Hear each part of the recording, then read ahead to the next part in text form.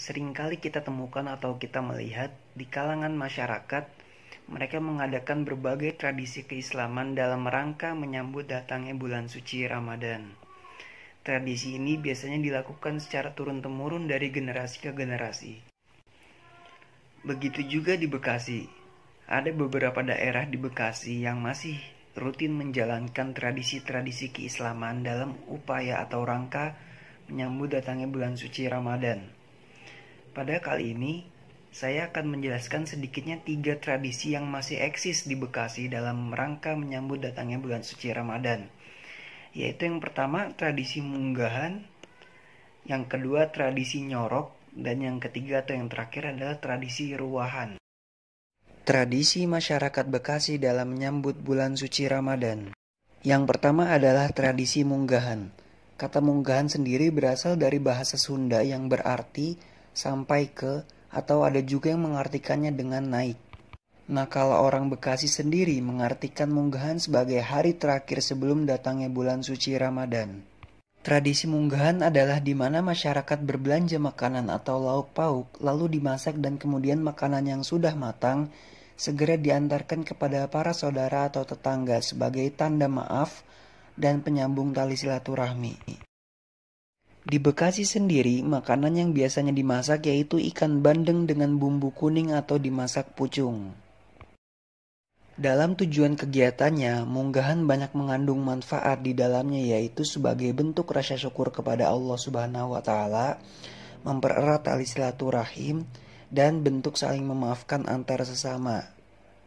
Kegiatan munggahan ini masih dapat ditemukan di beberapa daerah di Bekasi dalam rangka menyambut bulan suci Ramadan. Selanjutnya adalah tradisi nyorok. Pada dasarnya, tradisi nyorok ini hampir serupa dengan munggahan, sama-sama memberikan makanan atau saling berbagi satu sama lain. Sedikit perbedaan di antaranya yaitu, nyorok biasanya identik dengan masyarakat Betawi, dan biasanya juga yang memasak masakan untuk tradisi nyorok adalah perempuan.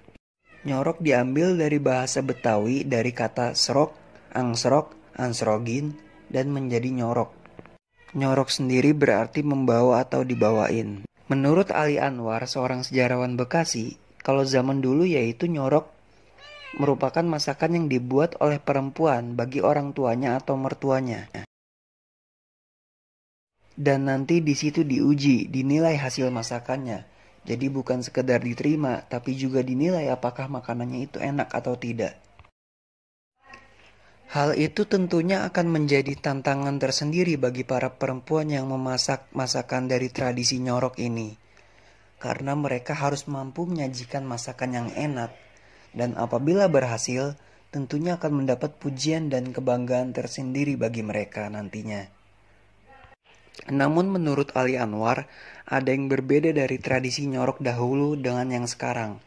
Tradisi nyorok yang sekarang biasanya hanya membeli makanan atau sekedar membawa makanan hasil dari belanja, bukan hasil dari masakan para perempuan. Itulah yang menurut Ali Anwar sangat disayangkan karena ada pergeseran tradisi dari zaman dahulu hingga zaman sekarang. Selanjutnya ada tradisi ruahan. Di Pulau Jawa sendiri, tradisi ruahan merupakan hal yang lazim dan sering terjadi dalam upaya menyambut bulan suci Ramadan. Ruahan diterjemahkan sebagai meruhi arwah atau memaknai keberadaan para arwah yang telah pergi mendahului. Kegiatan ini biasanya diisi dengan kegiatan pengajian, yasinan, doa bersama dan di beberapa daerah biasanya melakukan bebersih desa atau bebersih makam. Kalau di Bekasi, tradisi ruahan biasanya diadakan setelah tradisi nyorok atau munggahan. Tradisi ruahan ini dilakukan dengan cara mengundang para tetangga dan memanggil seorang ustadz untuk memimpin pengajian tersebut. Lalu setelah pengajian selesai, maka diadakan acara makan bersama yang dihadiri oleh seluruh peserta tradisi ruahan.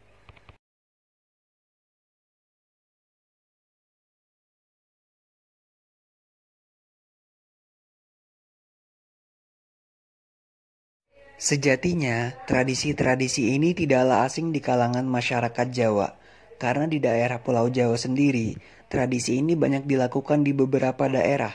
Kebanyakan nama tradisi ini tidaklah berubah, namun di dalam isi kegiatannya ada beberapa variasi atau ciri khas tersendiri yang dapat terlihat.